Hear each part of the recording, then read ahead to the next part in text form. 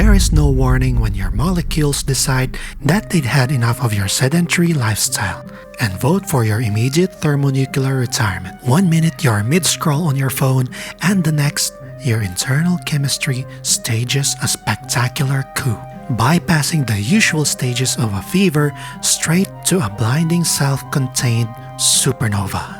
It is an incredible polite catastrophe. The quiet, localized inferno devours your bones in a matter of seconds, yet leaves your cheap plastic recliner and the half-eaten sandwich in your hand completely untouched. Welcome, folks!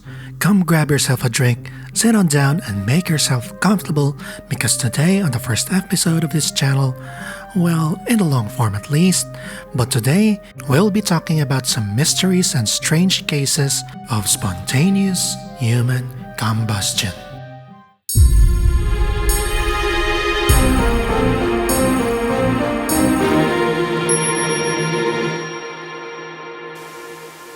Well, what is it actually? Spontaneous human combustion, or SHC, is the idea that a human body can suddenly catch fire and burn without being touched by an outside flame, usually resulting to the victim getting unalive. Over the last 400 years, more than 200 cases have been reported. The details of these cases are often bizarre. Sometimes the entire body turns to ash, but a single foot, leg, or hand is completely untouched. Often, the furniture the person was sitting on or even the clothes they were wearing are barely damaged. In the past, people believed that the typical victims were older, overweight people who drank a lot of alcohol, because they were usually found alone indoors during the winter. People back then blamed their deaths on divine punishment. There is no proven medical explanation for how a human body could set itself on fire. It takes over 3,000 degrees Fahrenheit for this to physically happen. Because of this, science cannot explain how a body could burn so intensely while leaving nearby clothes and limbs completely unharmed. So today, we'll visit some of the cases that were recorded in the olden times. One of the earliest well-attested cases of spontaneous human combustion was recorded by Thomas Bartholin in 1673. A poor woman of the people was mysteriously consumed by fire in Paris. She had been a heavy drinker of strong spirits, while she was drinking heavily to the point of not taking any nourishment for 3 years. This report could be an exaggeration, but perhaps it could mean she had alcohol in every meal she had, drink in the morning, lunch, and supper. Well, if she did that, well... One evening, she went to sleep on a straw pallet and she was burned up during the night. In the morning, only her head and the ends of her fingers were found. All the rest of her body was reduced to ashes. And well, surprisingly, the domicile didn't catch fire as it was happening. Only the surroundings of where she had been. This incident was recorded by Pierre Aimler, who in the 1800s published the first comprehensive essay on the subject of human combustion. Well, maybe all that stress made her drink her heart out every day that eventually and possibly led to her death. Our second case, also from France, is an unusually vivid and detailed report of an inexplicable human incineration given by Claude Nicolas Lecoq, a physician then serving as an apprentice surgeon in Reims, France, where he stayed at a local inn. The innkeeper Jean Millet had a nagging wife, Nicole, who got drunk every day. On the night of February 19, 1725, the inn was full of people in anticipation of a big fair. Jean and Nicole retired early. The madam, however, could not sleep and got up to go downstairs into the kitchen, probably to follow her usual habit of drinking herself insensible in the front of a warm fire. Her husband fell asleep first, but around 2 o'clock in the morning, he woke up quite startled. He smelled fire and rushed downstairs, banging on doors along the way to wake up any sleeping guests. When the panicked group arrived in the big kitchen, what they found burning was not the inn, but the innkeeper's wife, Madame Nicole. who was lying close to the fireplace and was almost totally consumed by fire. Only part of her head, her lower limbs, and a few vertebrae remained. A small section of the flooring under the body had been burned through, and the chair she usually sat on next to the fireplace was slightly scorched, but nothing else in the room was even touched by fire. A police lieutenant accompanied by 2 guards were making their rounds when they heard the commotion from the inn. They quickly went inside and saw the smoldering remains and promptly arrested Jean Millet on suspicion of murder. However, it was well known that Madame Millet was not only a drunkard but apparently a shrew who made life miserable for her hard-working husband, according to some witnesses. The suspicion around town was that Jean desperately wanted to get rid of his wife so that he could marry a servant girl who worked at the inn. The charges leveled against him were that the innkeeper had poured the remaining contents of the liquor bottle over the body of Nicole, who was presumably unconscious by then, deliberately set her on fire and then tried to make it look like an accident. However, Lecoq, the young physician that we mentioned earlier, was among those who had rushed downstairs and seen the charred body of Madame Millet. During the court proceedings that followed, he testified on behalf of the innkeeper.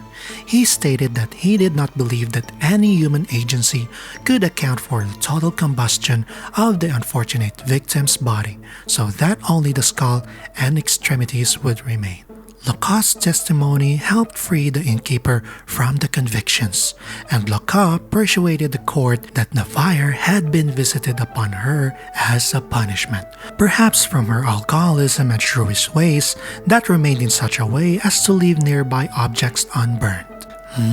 Quite superstitious for someone with scientific background, don't you think? But then again, this was in 1700s. The court proceedings were very heated, the prosecution insisting that Jean Millet was a murderer. He was declared guilty and condemned to death. However, Lecoq's repeated testimony that this could not have been a normal fire but was instead the visitation of God finally persuaded the court. Jean Millet's sentence was reversed and he was released, but by then, the poor man's life was ruined. Deeply depressed, he lived the rest of his years in a hospital, probably from the stress too. What do you think? Did he really do it? Or was it perhaps the supernatural? Despite these cases mentioning the almost certain passing of the victims, this next case is different. Let's go to Italy on our next case. Don Gio Maria Bertoli, an Italian priest who caught fire during his devotions, was one of the few victims to survive this ordeal for several days. The case was reported by Dr. Battaglia, the surgeon who attended him, in a journal from Florence dated October 1776. The priest, who had been traveling about the country, arrived in the evening at the house of his brother-in-law and asked to be shown at his apartment. Once inside, he requested a handkerchief to be placed between his shirt and shoulders. Devout priests often wore shirts made of scratchy horsehair for penance, and the handkerchief served to relieve any discomfort and distraction during devotions. He was left alone to pray. A few minutes later, a weird noise was heard from the room. With the cries of the priest ringing out in agony, the people of the house rushing through the room found Bertoli extended on the floor, surrounded by a light flame. It had receded as they approached and finally vanished eventually. On the following morning, the patient was examined by Dr. Battaglia, who found the skin on the right arm almost entirely detached and hanging from the bone. From the shoulders to the thighs, the skin was equally injured. On the right hand, the part seriously burned, putrefaction had already begun. Despite immediate treatment, the condition worsened. The patient complained of burning thirst and was horribly convulsed. He passed away on the 4th day in the state of unconsciousness. Dr. Battaglia could not find a trace of any known disease.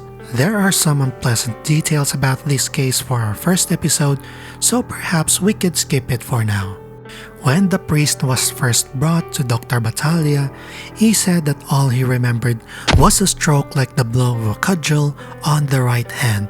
At the same time, he saw a lambent flame attach itself to his shirt, which was immediately reduced to ashes, although his cuffs remained untouched. The handkerchief that had been placed in his shoulder, strangely, was also intact. His trousers, too, were unharmed, but although not a hair on his head was singed, his cap was totally consumed. There had been no fire in the room.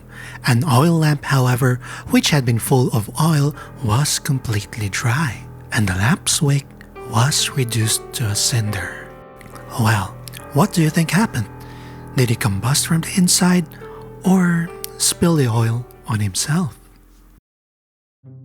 We spend so much time planning for our future, while oblivious to how fragile our bodies are. The human body is, after all, a container of volatile fat and organic fuel waiting for a spark that shouldn't logically exist. In an instant, without a warning, your internal temperature can spike straight to a furnace heat level, consuming bone and muscle before you can even react.